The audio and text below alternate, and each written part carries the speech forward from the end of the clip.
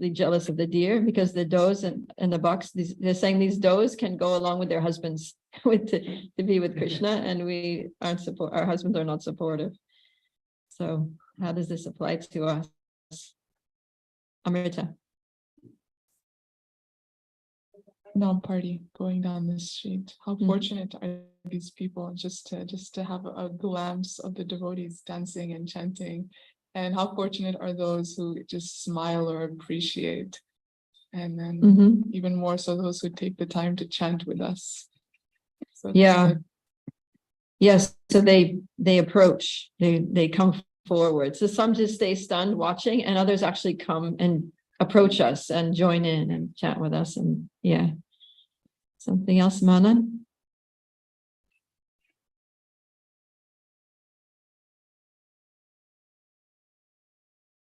So these last three verses from the flute and the deer, the mood here seems to be the hankering for, they're appreciating how all these living entities have the opportunity and good fortune of tasting this nectar. It's a sign of that hankering for wanting this. It reminds me of this Nam Namakari Bhuta verse that, I have, even though this name is so full of this, I have no taste for it. Yeah, so there's an eagerness, there's like a hankering for connection with Krishna and hearing Krishna's flute. So also when we chant, we should have that mood, right, of hankering to connect with Krishna, to revive our relationship with Krishna. Okay, good. Text 12.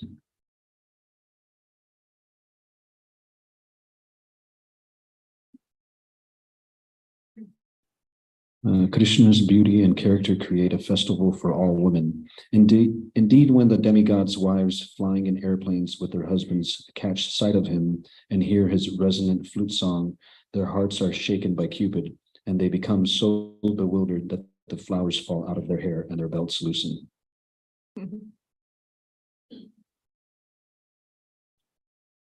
Any thoughts, Kameshi? Oh, I thought you raised your hand. Me too. Well, like Harinam realizations, like this part makes me feel like people like stop thinking about their like family status or where they've come from, like when they're happy and like join the Harinam party. They're not thinking like what anyone else is thinking of them, and that they have their husband or someone at home, or if their parents, what do their parents think of them? They're so happy that they're just in it. Yeah. So the demigoddesses are sitting right next to their gorgeous demigod husbands. But when they hear Krishna's flute, they kind of like get bewildered. They fall in love with Krishna and they're totally shameless about it. And also shows how like all levels of go ahead, Krishna. I was gonna say all levels of Krishna, because here it's not just the gopis, the Vrajavasis, it's the demigods, these exalted beings.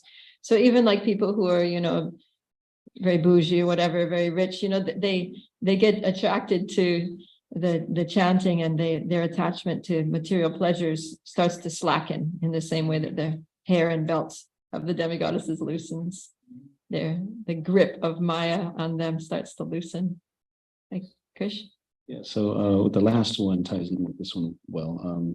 There's like Grihastra life to dissuade like the separation of the sexes, and like the husbands supporting the women and the women supporting the wives supporting the husbands to go and worship the Lord together. And then also thinking, the first thing that came to mind with this one is being at a Lachua, just seeing like the women on one side, the men on one side, husbands and wives or just friends or wherever, but all the women are like dancing like more eloquently, and they tend to get very into the worship, through dance and emotion like that. Yeah, good. And their husbands support them in that. They bring them to the temple so that they can dance for Krishna. They don't say, no, you have to stay home and dance for me. So the idea is that husband and wife support each other in serving Krishna, just like the doe and the bucks, and that the attraction between themselves is on a higher level. It's not, on a more transcendental level. It's more pure because their joint attraction to Krishna is stronger. Okay, we're running out of time. Text 13.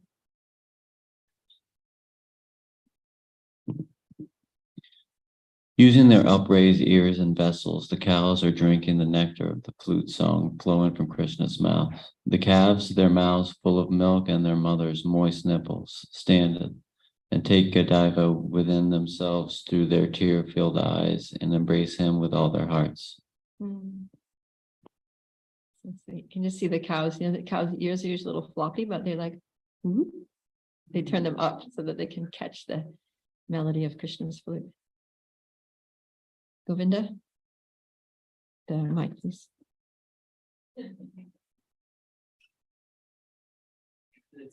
Sometimes like that when you're just walking in something, in the temple, you hear some fired up kirtan or something, your ears perk up, you're like, whoa, I kind of want to be in there.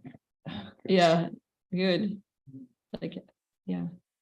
Like, it doesn't matter what you're doing, it's still gonna, like these things, just catch your attention. Catches your attention, yeah. Advaita.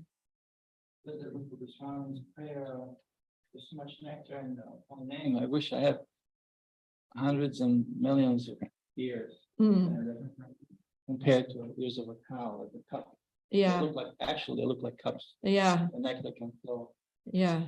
Yeah, so that flute is like nectar and the ears are like cups and they're just catching the nectar in their cups and drinking it through the ears. Nick.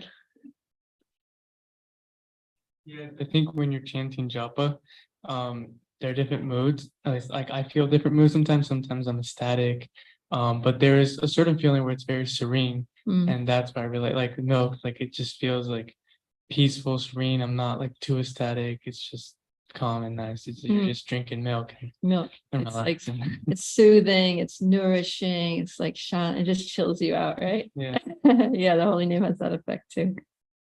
I was thinking also that how these calves they embrace the Lord within their hearts with tear-filled eyes. It's kind of like, when you're chanting and hearing Bhagavatam, it's like, I guess, maybe at a more advanced level, you have like an internal experience of Krishna.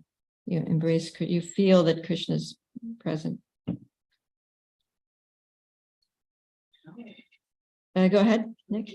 Oh, mother, in this forest, all the birds have risen onto the beautiful branches of the tree to see Krishna. With closed eyes, they're simply listening in silence to the sweet vibrations of his flute, and they are not attracted by any other sound. Surely these birds are on the same level as great sages. Nice one. Kameshi?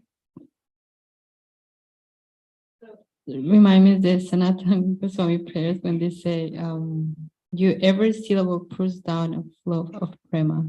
And it's clarified the Srimad Bhagavatam.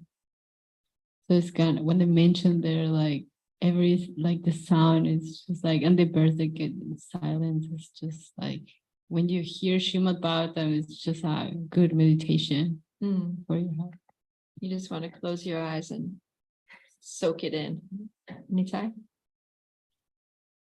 In terms of like hearing Bhagavatam and hearing Kirtan, like once holy name like captures your heart, you're not satisfied with any other mundane literature or like other kinds of music which once like had so much grip on you. It starts slowly, like you listen once or twice, but they start losing their grip and slowly you don't even feel attracted. Yeah, you get the higher taste. Yeah. You lose your pleasure for those other things.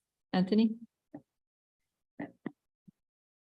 Like I've noticed once I started doing the mantra a couple times, a couple rounds a day, that I'm doing it out in the world. So once he starts playing the flute, it's like all you can focus on. And it's once I started doing the mantra, it's like it's all that I'm saying. So I'm like just saying it, seeing it everywhere, just tapping my foot. So it's just like in the forefront of my brain. I can't escape it. For so many reps. Nice. Yeah. Yeah, it becomes like it just takes over your life. Advaita.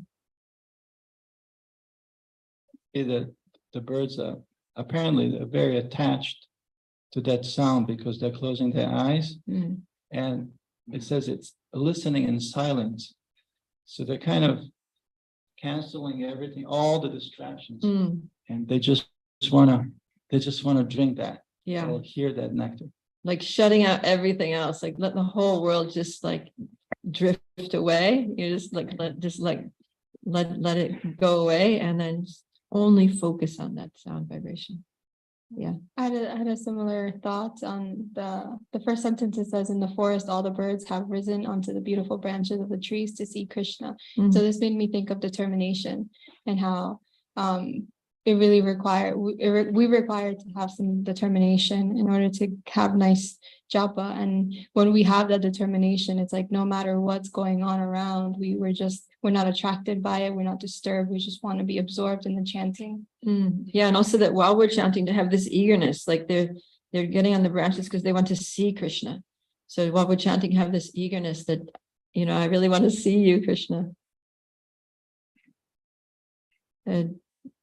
Shruti, do you just want to tell us when to stop? Otherwise, we'll keep going. Okay, last one. 15. Okay. The rivers hear the flute song of Krishna, their minds begin to desire him, and thus the flow of the currents is broken, and the waters are agitated, moving around in whirlpools. Then with the arms of the waves, the rivers embrace Murari's lotus feet, and holding on to them, present offerings of lotus flowers. Right. Nitai, you got inspired. Some part of it reminded me, like when you're like very attracted to Krishna and you want to be with him, like have his association or association of his devotees, like your material life is agitated. Like it seems like some people have that like experience that some middle situation falls apart, and that kind of brings you closer to Krishna, and then you get more and more into the chanting and like dancing, and then you offer your life as an offering, a flower to Krishna. Nice. Yeah. So a lot of changes take place. You were going on like the river's flowing always the same. So your life was just going in a certain way. And then all of a sudden your direction totally changed around, right? Like everything just recalibrate. And then you embrace Krishna's lotus feet and offer service. Radhika Priti. Go in to pass the mic up. Oh, it's okay.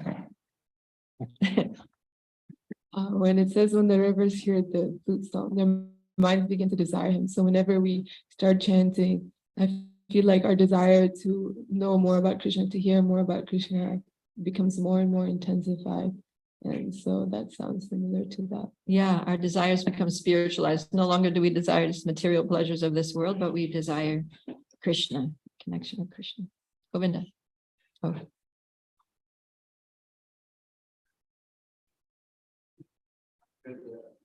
Club on Wednesday, there was a girl that came, and I sent her a message afterwards, if she had any reflections. And she said, I can't get the mantra out of my head for the whole night. And the next day, she said she was chanting. So this reminded me of how her mind became attracted to the mantra, and the waters became, like broken because she was no longer thinking of the same things. Yeah, it's transformation. I was also thinking this agitation can also, as we're going through bhakti, there can also be agitations as we go through anartana vritti, as like, purification of the heart is happening. It can be a little somewhat disturbing at times. But then it says, with the arms of the waves, they embraced Krishna's lotus. If we just hold on to Krishna's lotus feet, just hold on to the holy name and the association of devotees and our mentors and gurus, and continue and take shelter of our service, right? Holding on to them, present offerings of loving lotus flowers. If we just keep taking shelter of the devotees and the holy name in our service, then everything will become ecstatic. Okay, so our time is up, but please continue this meditation, and on your own, I encourage you to read the remaining few verses of the chapter and continue this line of reflection. And this is what it means. We talk about following in the footsteps of the gopis of Vrindavan. This is actually what it means, is for us to be absorbed in hearing and chanting the holy names and the Srimad Bhagavatam, and, experiencing transcendental happiness by experiencing all these effects and remembering Krishna, his qualities and his pastimes, and sharing those experiences and realizations with others.